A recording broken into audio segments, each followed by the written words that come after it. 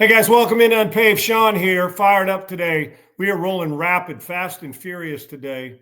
We're waiting on the Pope to come out on the balcony, right? I don't think we've had that yet. The white smoke is out. They have the Pope selected. He'd come out on the balcony to greet what appears, I don't know what the numbers are, but it feels like millions are there, or a million. I don't know how many people on the very spiritual and time. But, I think when we get into this, we should probably talk about, honestly, I do have questions like criteria, Pope criteria, not sacrilegious. I don't take this for lightly at all, but in really questions, I bet a lot of people have afraid to ask. I know the history of the Pope, not down to the, to the finest and nth degree, but I think a pretty good idea. And I'll never make sacrilegious comments, but maybe some of them will feel like when I ask you guys questions, but I think a lot of people don't know, even when you look and say, well, I got to study this, but we hold it in high regard because, well, the position is extremely spiritual and well, you see the turnout when there's a Pope and when he speaks, we all listen. So bring in JB here. This is going to be, we're rolling fast and furious, JB. I'm giving us a 30-minute time clock today. I'm giving a 30-minute time. I know you have something you got to get to. Not that we're making hose. I got some hose. Yeah, them hose. And not you can't say that after I had talked about the Pope, dude. You just can't. That can't be your next segment. Can't go from the Pope to talking. At least let's talk Tom Brady and the Raiders before you start slinging hose, okay? Wait, the Pope can have hose, right? No, okay. You want to start there? Okay, first off, okay. I don't know. You're the professional. You can't professional. mention the Pope and the hose, dude. That's I just said we weren't being sacrilegious. You can't. Only thing missing there was if you just said the effing Pope have hose. You can't do it. On my show, I would have did that. Yeah, exactly. Well, I got it's a kinder, gentler. I was raised with respect. I need you a little more sacred today. This is a sacred day, JB. Okay. I don't know nothing You're about not Catholic. Put some I don't know. Well, I think we're all Christians are Catholic, right? You believe in God? Yeah. Good. You're about to meet him. See, that's a Charles Bronson line, right? Chuck Bronson. All right. What? 30 minutes. I'm telling you, Death Wish? today, so now you want to talk about Death Wish, the movie? Yes. And Chuck fucking the Pope and Death Wish? But I can't say hose. Sacrilegious there, too. Do you believe in God? Yes, and he shows it. Good, you're about to meet him. A great Chuck Bronson name. If you don't, even if you do believe in it, Chuck's going to bust a cap in your ass. There you go. So with that in mind, JB, we're going to get to this now here since you asked the question. Yeah. And I'm telling you, you got 30 minutes today. Short, sweet, and precise. Eye doctor visit. I got to go train a quarterback. Not that we're cutting our podcast short. Sometimes it's got to be crisp. When coach says 2-minute drill, crisp practice. Let's go. In and out. We'll correct later. Right? Yeah. All right. So here's the deal. Use the Pope. We're waiting on the Pope with the white smoke to come out on the balcony and be seen. All right. Here's a tier. I looked up. You can Google Pope criteria. All of it. If a man had sex at 19 before becoming a priest and later became Pope, it would not violate church law. So that basically says if you had sex early, you're not you don't have to be a virgin to be the Pope. Does that make sense? The Catholic Church's requirement of celibacy applies only after a man takes vows as a priest or bishop with that cloth, not to his life before entering the clergy. So to answer your question, JB, and you I call it women. You decided to describe it as he can't have. What'd you call it, JB? Hose. Yeah, I don't think the Pope has them hose. He might have early, and he repented, and got the cloth pre-19. As long as he adheres to celibacy after ordination, his past sexual activity at 19 would be irrelevant to his eligibility to serve as Pope. So if you have Pope in mind, you better get your pound cake in prior to 19. I got a question. Yes. JB in the back of the room. Can I rub one out? What is, dude? Do you know what? You're going to get struck by lightning and die. Okay. Listen. Can I stroke my hog like on duty? Dude, did you just say your hog? We're talking. Hey, everybody on here, when you get off this, make sure you know that it's JB who said it. When JB can't make the show the next 3 days because he was struck by lightning when he walked out his door, remember it was JB, not Sean, who got killed by lightning. Okay? I'm just asking if I can rub one out on duty. I don't think so. So I think gotta because be I think that takes you once you're in the cloth. I think it takes you to unclean thoughts, which lead to you are what you think. But no, you can't fantasize about them hoes after you can't. I'm gonna tell you, I know you're not what's suited undefeated. for the Pope. I know what's undefeated. Yeah, and I don't think think you can sling F-bombs, talk about them hoes. You can't do that as the Pope. I think they're lying to us. I think they're lying to us. I know what's undefeated. So you're telling me right now that you think a progressive Pope might pull that off? That's sacrilegious, and JB will be struck by lightning probably the next day or so. But anyway, hang in there, buddy. You know what's undefeated. Your dad told you what's undefeated too. Well, I'm not the Pope.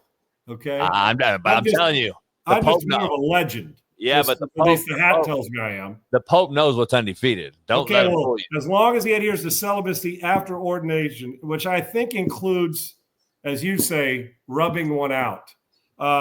His past sexual activity would be irrelevant to serve as a Pope pre-19. How do you know what he had? The church focuses on current adherence to its disciples or disciplines, not pre-clerical personal history, assuming proper repentance for any past thing. So that's what I said. You repent, forgiven, you start fresh. But once you put the cloth on, and that would be, that applies to a priest or bishop, and obviously applies to the head of the Catholic Church would be the Pope. So I always wondered, one thing, and I'm not, asking about that side stuff, JB, that you're alluding to. I'm just saying, I'm calling a lot of bullshit out here. Okay, you are. You say it. Even he gets tempted. Oh, walks and talks. He knows tempted, but here's the deal. He walks and talks with the Lord. Okay, I would imagine he's probably at a point in time you just realize you're in this and you are committed to celibacy. I will tell you this. I just, I think that a lot of people probably, maybe if they don't understand the religious part of it, but do you think, people talk, the scriptures talk about not being alone, man and woman and stuff. Do you think I'm not questioning the Catholic Church, any church, but would it be easier to be the Pope? And I say easier, and I'm not being a smartass. Would it be easier to be the Pope, or would it be too distracting to have a woman like the President of the United States has, like somebody like the Mormon church leader or another church leader what's his name? Joel Osteen. He's not any church leader, but he's making a lot of money, not getting taxed on in 3 private planes. He has a wife. My question is, so he's not alone. Should the Pope? I know it's been questioned over the years. Should he be with somebody, JB? Should he have? I'm being serious. He knows what's undefeated. He knows what's undefeated, and we know what's undefeated. And those are 2 things out there. But you can't be at the head of the church. That's qualification for probably, disfellowship. I don't know what they call it, or excommunication. Yeah, there's excommunicado. There's probably been a lot of guys. This ain't John Wick, dog. There's probably been excommunicado like we're dealing with Wick. There's probably been a lot of guys that turn. So a lot of guys turn this job down. Then is what you're thinking. Oh, without question. When you're 18, you got Tom Brady. When you're 18, you're thinking to yourself, "Man, do I really?" It's right. You're thinking, "I'm running around, I don't know, Finland. You're on vacation with all your buddies through Europe, and all of a sudden you roll through Denmark and you drop down into Lake Como, and bam, you'd run through an Irish pub. Although Irish, go there.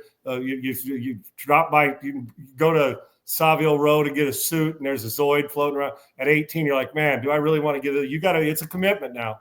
The Raiders had a commitment to excellence. This is a commitment to life, dude. People have the people are named on every word. I couldn't do it. You couldn't, could you? No, I couldn't. Triple E, could you? I don't know if Triple E could talk while the show's on because the Triple E, you're there. Could you abstain and celibate your whole life to be the Pope and commit to people? See, I'm looking for a commitment where you care more about people than you do yourself, JB. A commitment to, what do you think, Triple E?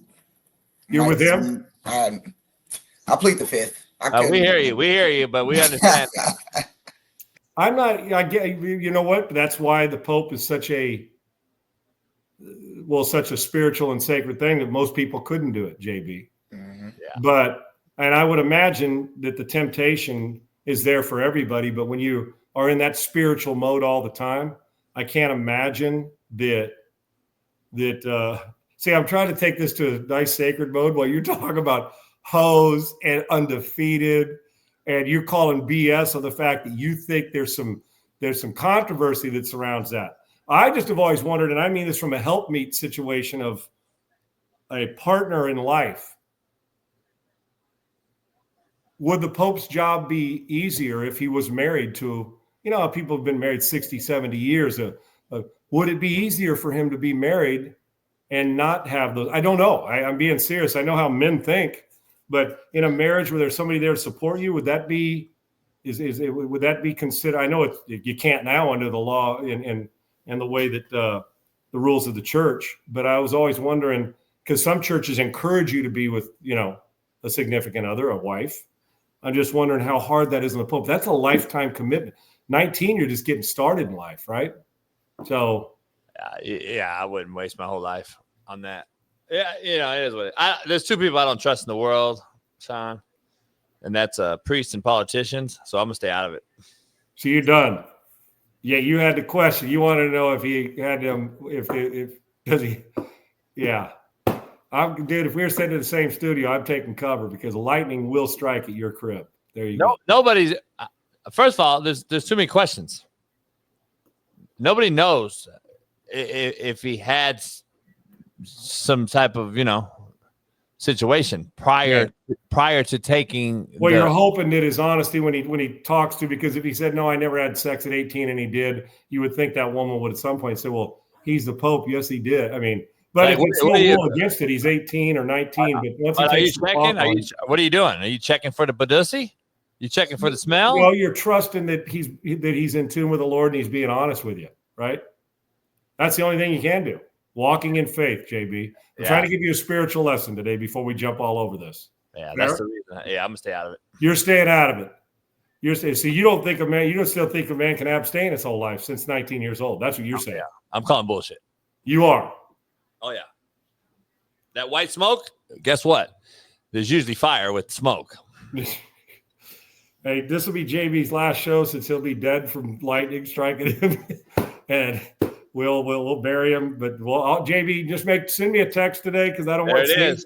There it send is. There's the smoke for you. JB, send me a text today. Why are there birds? By the way, those are the most criminal birds on the world, too, by the way. Okay, well, do me a favor. Could you do me a favor? And send me your sacrilegious self. Send me who you want as your pallbearers. You want my mission statement? Yeah, and your pallbearers so I can make sure after you get struck by lightning for asking about hose, while I'm trying to introduce the Pope's criteria. I do a segment. I do a segment, Sean, called Baby Jesus. I actually pray to Baby Jesus. I will do that because I'm going to be on the yacht all weekend, and I don't want you to I need you safe.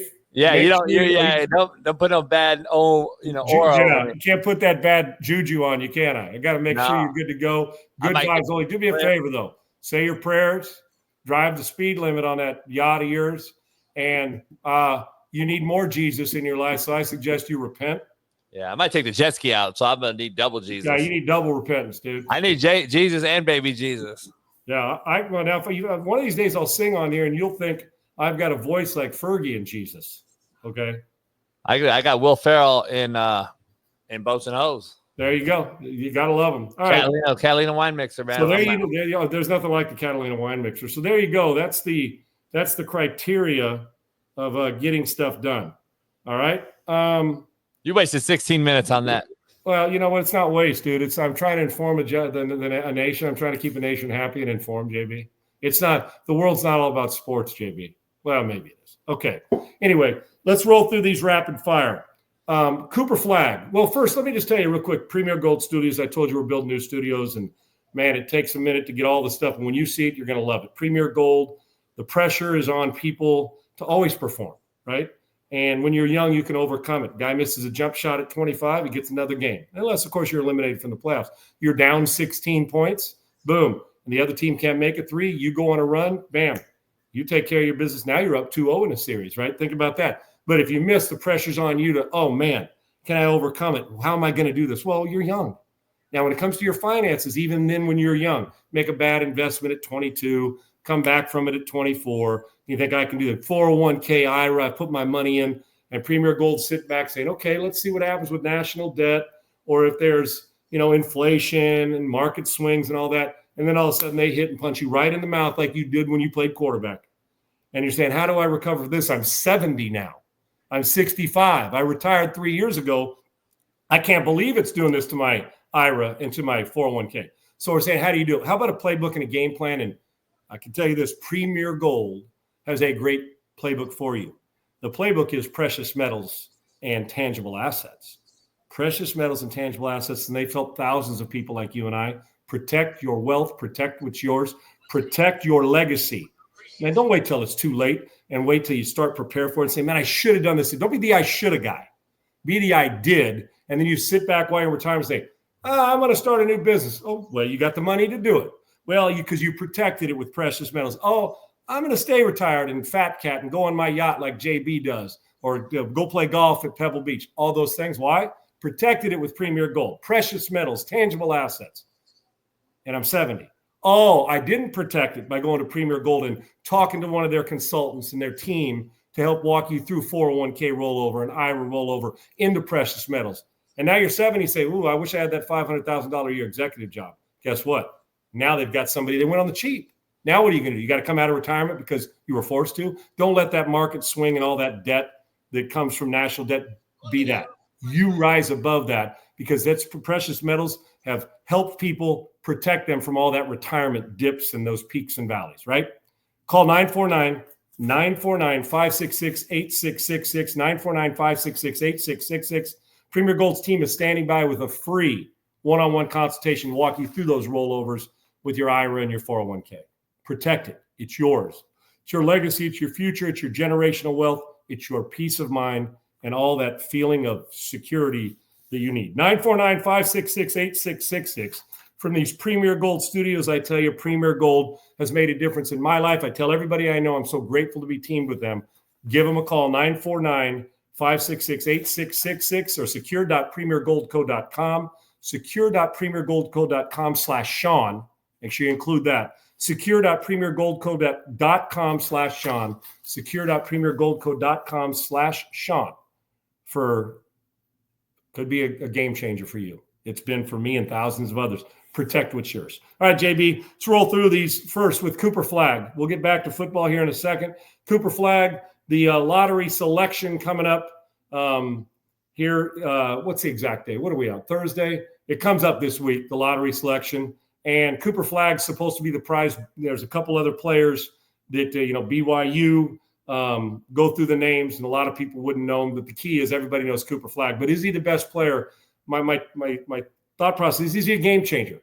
The way we talk about Wembanyama, is Cooper Flag that guy? Different height, different skill set, but a lot of the same production when it comes to the way he plays. So I will ask you, is Cooper Flag change a franchise around, or are you willing to trade the first pick for more assets? I can't imagine anybody would do that because we use the terms generational talent all too loosely. But is he one? And just for the PR alone, you couldn't move that pick. You need that guy, right? For a lot of different reasons, ticket sales, you're a bad team. You got maybe the most balls in the hopper. But I think Cooper Flag's a difference maker. He can put the ball on the deck. He plays both ends. He's long. He's mobile for about 6'9". He can knock down shots, and he's really intense player. And remember, he was 17 and 18 through the season. He started at 17. He will tee it up again when he plays. He'll be 19 years old? You got to take him first. The question is, what are we saying 10 years from now about him? You're on mute, JB. Can't hear you. Triple E, did you hear him? I don't hear me.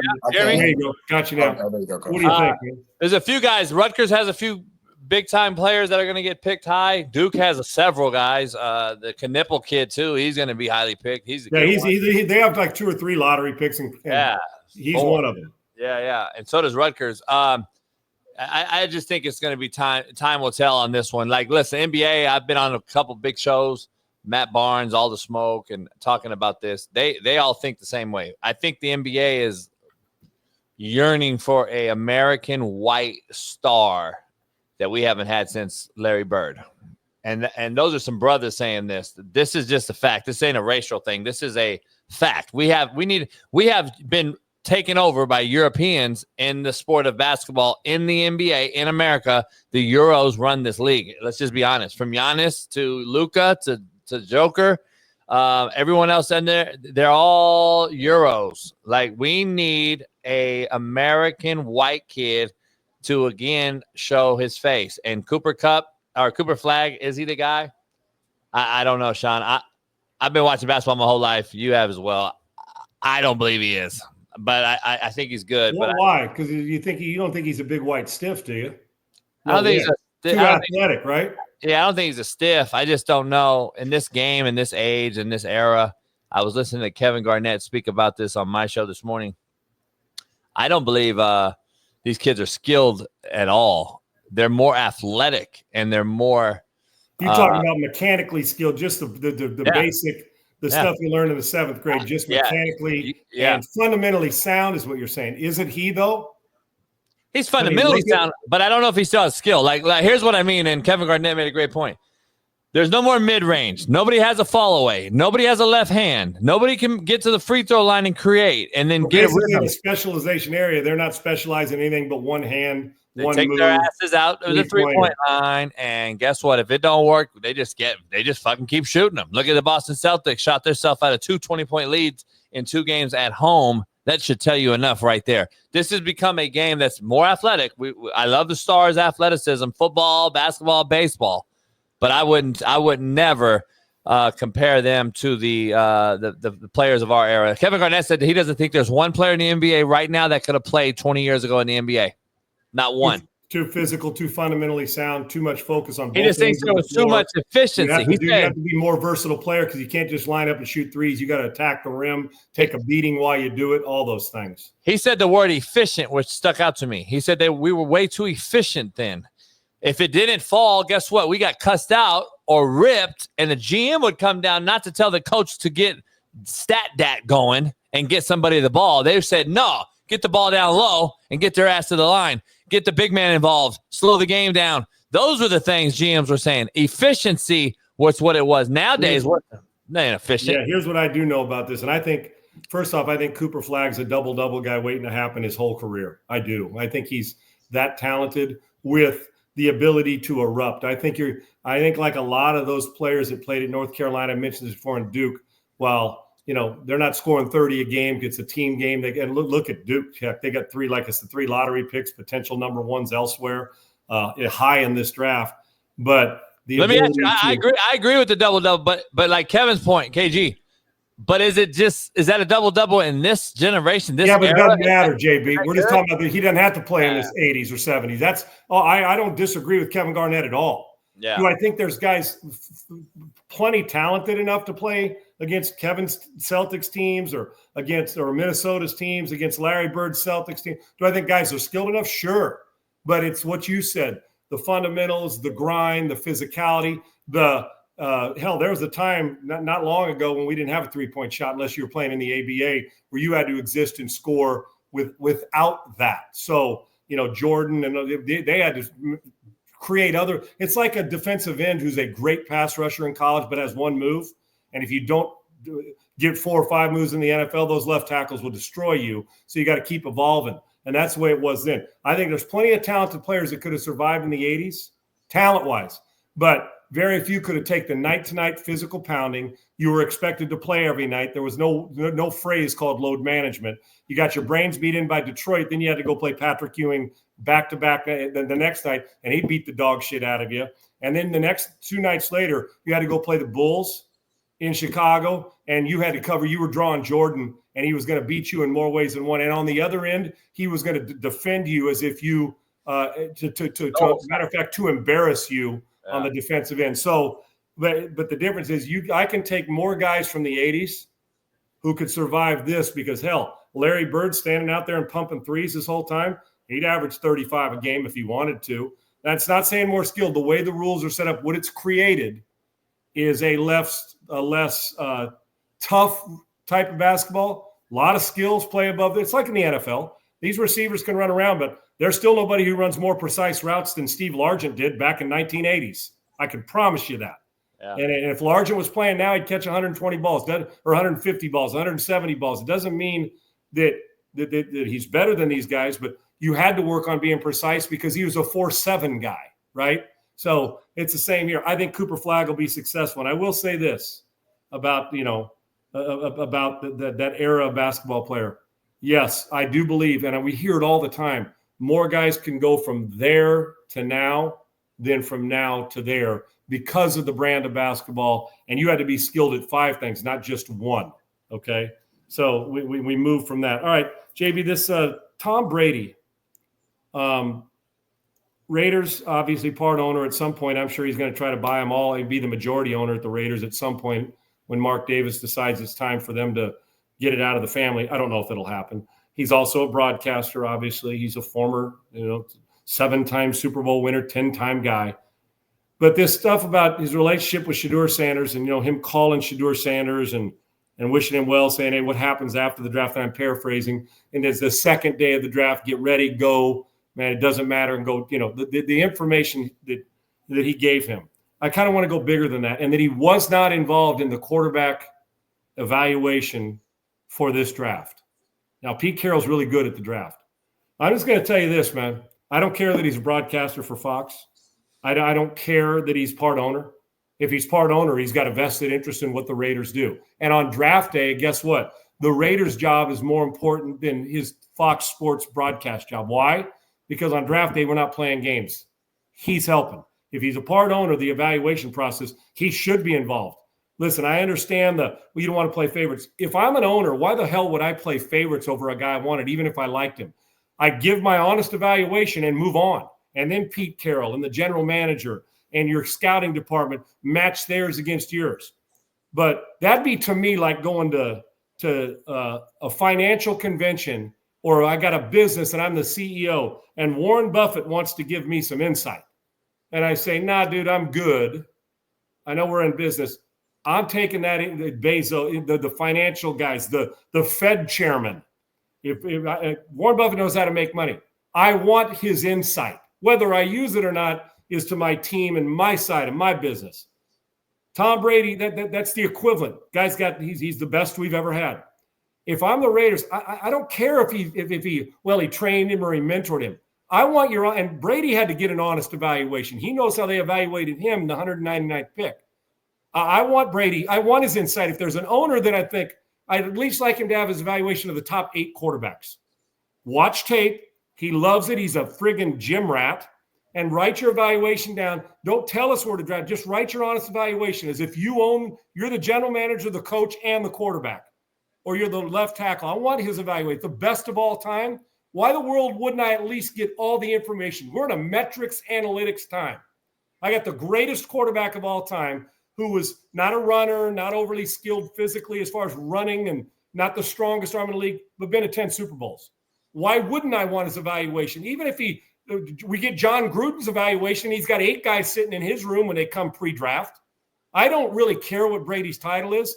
I'm leaning on him. Dude, write me your honest evaluation for these cats, like a scout would. This is the greatest of all time. Who knows what it's like to walk into camp and people passed on you for 5 straight rounds and into the 6th round.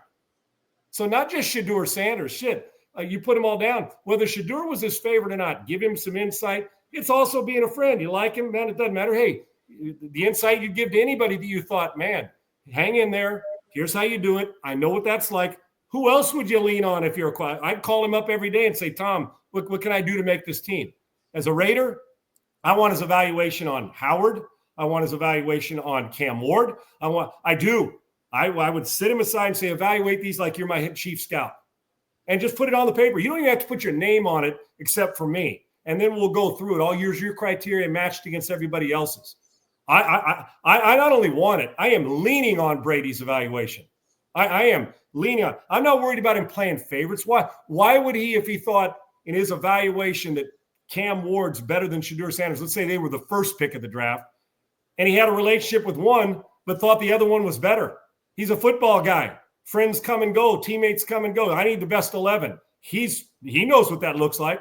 Nah, man. If I'm Tom Brady is in my building and he's willing to give me an evaluation and he's part owner, I'm treating him like scout. This is an outlier. Far different than having Mr. Rooney or Lamar Hunt or Clark Hunt breaking down the quarterback or Jerry Jones. This is the best of all time who's just removed. I want his evaluation on mechanics and what he can do for our team. Doesn't mean you got to draft him. Give me the top 7 or 8 quarterbacks and let Brady put his evaluation on. What an advantage it is in my room. In my room, if I can get Tom Brady to tell me why I should or shouldn't draft a quarterback. It's nobody else's business but mine and him sitting down. Yeah, I want the evaluation. I don't have a problem with it. I don't care what favorites are. He's going to give me he's an owner. He wants to win. Give me your honest evaluation. I'm all for it, man. Yeah, I'm not against that. I think he's a horrible announcer. I don't hype. Care about that right now. Yeah, I don't get the hype. But my point is, how focused are you, though? I guess is my question. How focused are you? As a broadcaster, as a coach, or as an owner? In any one thing. That's my point. Like, how focused can you be on one thing if you're doing this other thing? Like, they paid him a lot of money to do that other thing. Well, JB, like $350 million for 10 years or whatever. I can tell you this. I've always looked at successful people that are great leaders or great winners. Most of them are heavily involved in more than one thing. And it helps them, honestly. It's like an investor. If you're counting on one thing, they always tell you to have all kinds of streams of income. If you're trying to, when you're starting 7, 8 streams of income, most successful people aren't involved in just one thing. If you're the head coach, you got to evaluate every position. You got to evaluate your coaches, and it's the off season. Why? I mean, hell, even if Tom Brady wasn't a broadcaster and didn't own the team, he was just, let's say he's in business. And Tom's my friend, and I am the head coach of the Oakland Raiders, or now the Vegas Raiders. And I call him up and say, Tom, man, I'm going to pay you, if he wasn't involved with the Raiders, I'm going to pay you $150,000 or $250,000, whatever it is. I need your playing game plan evaluation of these 8 quarterbacks. It's the offseason. He's not doing anything for Fox right now. It's the offseason. He's not coming back to play. He's an owner. So I imagine he's focused on his business. I imagine he's watching old tape of his broadcast, but he's got time. Say, I'd like to I'd lean on him if he wasn't involved with the organization. If Peyton Manning called me up and said, Sean, I'm going to evaluate all 10 of these quarterbacks. What do you think? And I'm the head coach of that team. I'm say, when can you start? Why wouldn't I? I get your point. Let me ask you this, though. When he was the best at his job, how many things was he doing? Nothing. But no, football. See that if you notice, I didn't say quarterback. I said owner, head coach. As a quarterback, single, your life's like a golfer. Single-minded, got to do this. But you still have the core of you got to make players around you better. So you got to sacrifice this one to get to this one. Players want you. They got a party thrown on Friday night, but you got an early Saturday morning workout. Can you still do it? You're right. You're afraid of trying to be the jack of all trades, the master and the jack of all trades without being the master of any. I get it. Yeah. But I think a lot of great people in business can compartmentalize and say, here's my evaluation. Here's my month. I went on and I studied this. So I personally, now I don't know what kind of evaluator he'd be, but judging from his success, I at least got to see it. I'd like to know what he sees in Shador and Cam Ward with a legitimate, I'm not signing the paycheck, even though I'm an owner, you guys are, but here's my evaluation of the 8. You do with it what you want. Throw it in the trash, do with it what you want. I would not miss out on that, dude. You're an information gatherer. Is there a better former current player who's quickly removed from the NFL and is still involved in it, who probably still has the competitive bug to go out and say, that guy can win me a championship because he's got other things that I like watching other than just the ability to throw a curl route? Nah, yeah, no doubt. I'm not opposed to it. I just think we're premature. Like we're talking about the Pope earlier. Like we got to make sure he's great. But how do you find out until he starts writing evaluations down? I mean, I'm just talking in the building. How long he knows how to watch tape. Here's 10 games. Go watch the 8 quarterbacks. He'll be finished with 2 of them in a week because he knows what to look for. Yeah. That doesn't mean he's going to be a great GM role. I'm just saying when it comes to quarterbacks, I at least want to lean on. Would you rather lean on a draft guru or the guy who got under center and played it? If he's approaching it as a scout, not as a broadcaster, and this is my buddy's friend. I'm talking about you're now in general manager mode. I got to watch tape on this guy. I would lean on it heavily because if Brady tells me, dude, I'm just telling you, he's not a clutch player. And I get that from 4 of my scouts as well, and it matches up. you better think twice about taking him. I'm just telling you. Here's the thing, though. I would. The problem is being a GM in this league, as you know, the guys he's high on, you may fucking never get. So are you evaluating all 35 of these fuckers? No, and that's what I said. On if you're looking for you're let's say you're a top, you want a quarterback in the first 2 rounds. Let's evaluate. Just give him 8 of them. Yeah. If it falls and they fall out and you got the 15th quarterback, well, he's not changing your program more than likely anyway, unless he turns out to be Brady. But at least give me the guys that are in our wheelhouse that we're interested in. Evaluate these guys. And hell, Tom may find that he may have found something in another guy says, you know what, dude, that guy's going to go in the second round, but you should take him with the 21st pick in the first round because I'm telling you now. Yeah, first round grade on him. There you go. So there's that part. All right, JB, let's finish up today's show with this. Government involved in college football. Nick Saban is going to be involved in this, trying to regulate this NIL transfer portal, the whole thing that's kind of in there. And then there's a high-ranking booster that we'd all know that's supposed to be on this committee too. Not sure. I tried to go through it. Is it Tillman Fertitta? Is it, what is it Philip Knight from Oregon? No, you don't know who it is? No, because I was at the eye doctor after my show and it wasn't out at that time. No, it came out yesterday. It's the Campbell guy, the Texas Tech billionaire. He sold all his stock in okay. So it is oil guy. When I read, put it this way, this morning when I read it, then I didn't see the name, but they're talking about Saban. And we actually talked about on a local show of Saban and a high-ranking. That's how they, somebody who everybody know. Now I'm going to tell you Texas guy. Right while you're at it, JB, Texas Tech. Keep an eye on them in the NIL money thing. That West Texas oil money in Lubbock and as you know, Friday Night Lights, dude.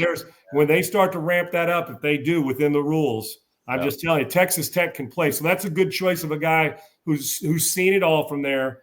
And you get it's not another Alabama guy, but government involved in this, yay or nay. I rarely like to see government involved in these things, but if it's going to speed up the process, and the fact that Saban's there as a buffer to me, because that's what forced him out.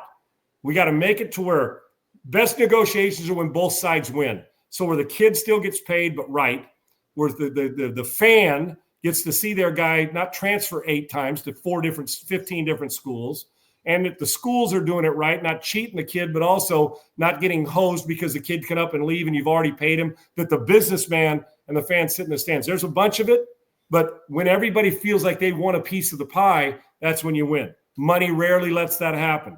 Give us all a seat at the table. But having Saban there, listen, you got the best coach ever, like I was mentioning about Brady and evaluation. Don't I want a guy like that who is the best recruiter on the planet to at least look and help on the regulation of how we make it better, where the kid wins, the fan wins, the businessman wins, the school wins, and the coaching staff gets to keep some of their players without the Wild West and floodgates opening up like it has been, money-wise and portal-wise. I'm just confused as what the NCAA does, because apparently I thought not much. Yeah, but they continue to have their hands on everything, and they can be the judge, jury, and executioner. It blows my mind. And this is a guy, Nick Saban, who wanted to abolish the NCAA and make the Power 5 conferences go on their own. I'm very curious how this all plays out, because Greg Sankey, the SEC commissioner, was rumored to be running college football for a long time, the last probably 10 years. So I'm confused. I'm curious to see how this unfolds. I'm not even sure that's I don't believe they yeah, exactly. I don't believe they want Nick Saban with some sort of, power or hierarchy in this thing, because I believe he will try to abolish the NCAA, which I'm not so far a disagreement with, because they don't do anything. They don't do shit. I'll tell you what, when it comes to the NC2A doesn't want any part of him, because if he wants it, he'll take it. That's how, because everybody trusts him. 2, Nick will lean on the side of making sure it's good for the player. But the player who has free run, if you're the player right now that loves free run, you ain't going to get that if Nick Saban has a say in it. He's going to bring the recruiting without the money back into it, at least as heavy as it is. It kind of forced him out. He doesn't want the player to be bigger than the program. He wants potential to be rewarded, but he wants production to be more rewarded. So that sticky situation, and obviously you're going to have a very, very wealthy billionaire making decisions too, who probably gives to the university. He obviously does as a donor, but also, and at Texas Tech's a tweener, right? They're competitive and really good. They're not winning national championships right now, but a little bit of extra NIL money. And you're like, maybe they could recruit the guy that was going to go to Texas because they're giving him $1 million more. So you have that in there that he has to deal with and fight against because he's not Georgia. And we're sending that guy. Well, of course, or the teams with them at Texas. Let's send the guy from UT who's got the most money. They're already got all this money to spend on NIL, and now we're adding this. I think it's the right mix, but you're right. The fear of Nick Saban wanting to do it, but the truth is at least he's so removed and sees both sides of it. You want the kid to win, but the kid's got to win in a different way, JB. I rarely like government in it, but the one thing that Trump and this government will do is expedite it. I think they want the goalposts moved on the fly, just like we did when NIL and the transfer portal hit. I expect changes, and I expect them fairly rapidly, or it's already rolling out of control. You got to stop it quickly, and at least the talk of it started, which is a good thing. Yeah, commend that. Hopefully he does. Well, you got to go. I do too. Hey, by the way, we got an American Pope, and Chicago is the hometown of the American Pope that we did put in place. And guess what? Chicago has a Pope before Chicago has a 4,000-yard passer. I'll leave it at that. Wow. Chicago has a Pope also before they have somebody that can keep the parts of the city under control. Okay. And in a great city with great fans, great sports town, one of the best cities and fans in the world.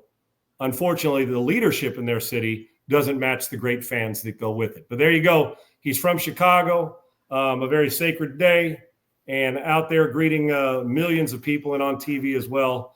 And we know now also, JB learned that that once you hit 19, you got to be celibate, JB, if you're putting the cloth on. I didn't know you could hire an American Pope or not hire. You can. The Pope doesn't have to be from his backyard, from the backyard there. The Vatican doesn't have to be from there. So there you go. I wonder if he's ever had Giordano's pizza. That's all I care about. Lou Malnati's. So that guy right there hasn't had no cat? No, not since he was 19 in the cloth. He hasn't. That's a fact. That's the talk.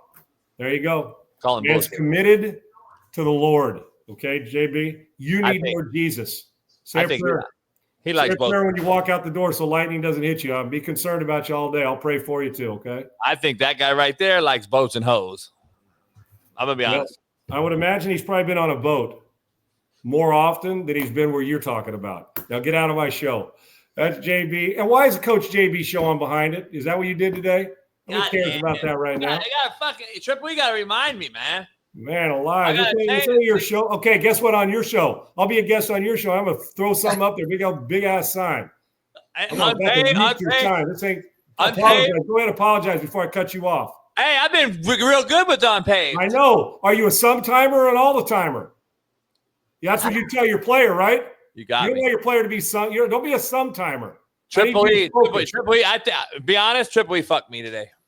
Oh, so now it's the I confess he did it. Oh, okay. See, JB, if your player did that, you'd say, "Hey, we're not a sometimer. We're an all-the-timer." So I'll expect it'll be rectified tomorrow. I know it will, because that's who you are. That's fucking right. Just don't get hit by lightning, because I need that changed by tomorrow. Who gives a fuck about your lightning? Because you're mocking the Pope and hose, but you can't. He doesn't have them. No, he's past 19 and with the claw. Bullshit. I'm calling bullshit. That's called. I'm not. He's at least done this. No. Yeah. You know what? I'm not getting hit by lightning. Get off my show. Get him out. He needs Jesus and repentance. You guys are the best. JB's an idiot, but I love him.